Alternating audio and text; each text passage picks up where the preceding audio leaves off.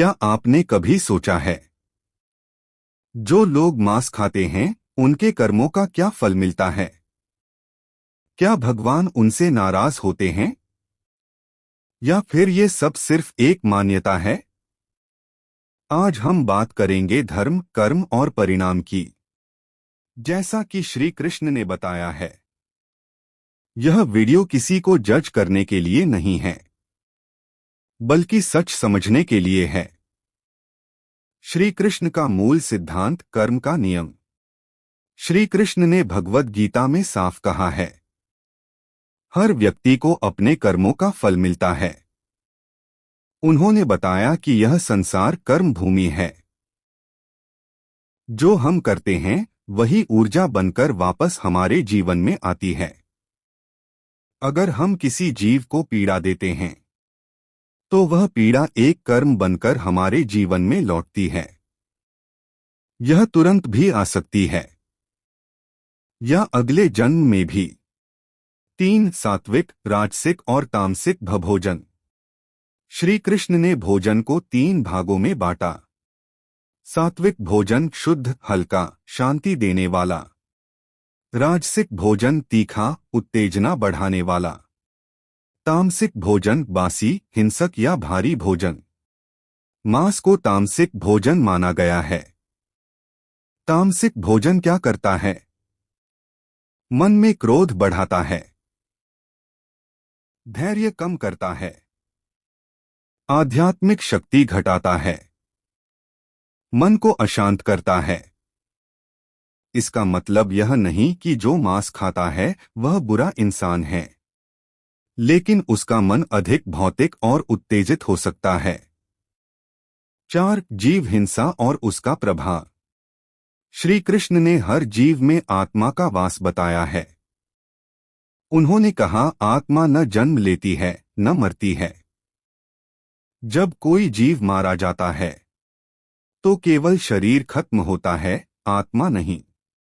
लेकिन जो व्यक्ति उस हिंसा का कारण बनता है वह कर्म के बंधन में बंध जाता है।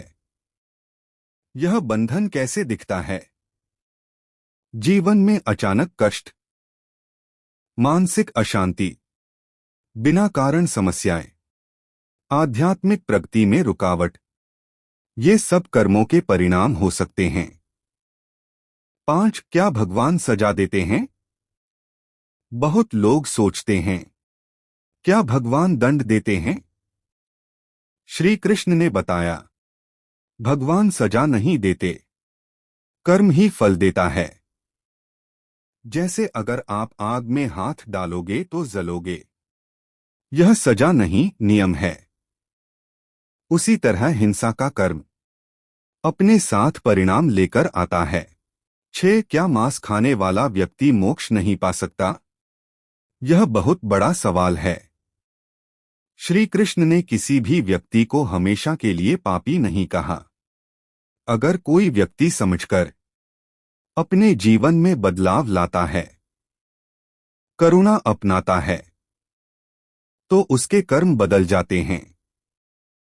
मोक्ष का रास्ता बंद नहीं होता। 7 आधुनिक जीवन और समझ। आज के समय में बहुत लोग आदत, समाज या स्वाद के कारण मांस खाते हैं। श्री कृष्ण का संदेश यह है, जो भी करो समझदारी से करो, अहंकार से नहीं, लालच से नहीं, और जितना हो सके दया और करुणा अपनाओ, क्योंकि दया सबसे बड़ा धर्म है। 8 अगर कोई मांस छोड़ दे तो क्या बदलता है? कई लोगों का अनुभव है, मन शांत होता है, क्रोध कम होता है, ध्यान लगाने में आसानी, शरीर हल्का महसूस होता है, आध्यात्मिक ऊर्जा बढ़ती है। यह सब धीरे धीरे होता है।